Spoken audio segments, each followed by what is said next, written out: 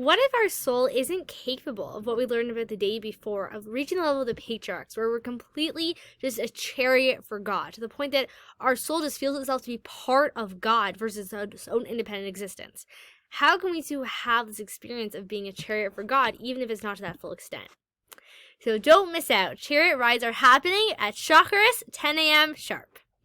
So through Shmona Esrei, through the Amidah, the standing prayer, our soul is able to attain this level of a chariot.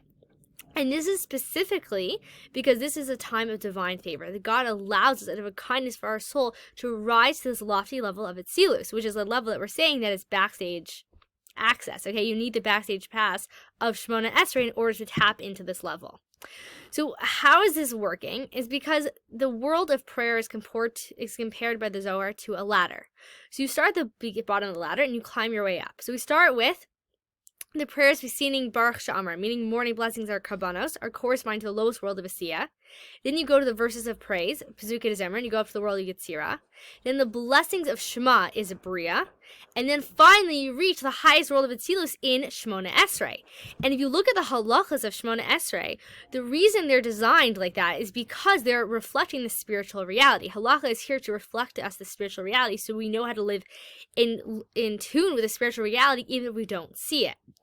And so the halachas of Shemona Esrei is that we're not talking, we're not drinking, if someone's talking to us, we're not seeing them, we're not responding. Why? Because we are in literally Atzilus. We are in a place of just godliness. We are not in touch with this world whatsoever. We're in this lofty realm of Atzilus. And specifically, this is at the moments of bowing, because bowing constitutes bittul, just completely being given over and absorbed in God's holiness, right? We're going back into womb consciousness, if you will. And so this is the opportunity, especially during those 4 different bows in Shemona Esrei, to really go into Ein Sof, to get rid of the worries and the stresses of the day, because who am I? I'm not this I anymore. I'm not this name tag I wear and this personality and this identity. No, I'm going into godliness full on. We are mikvehing in Or Ein Sof. We are getting absorbed into the godliness. So this is a unique Atzilus experience offered to us by God's kindness in the times of Shemona Esrei.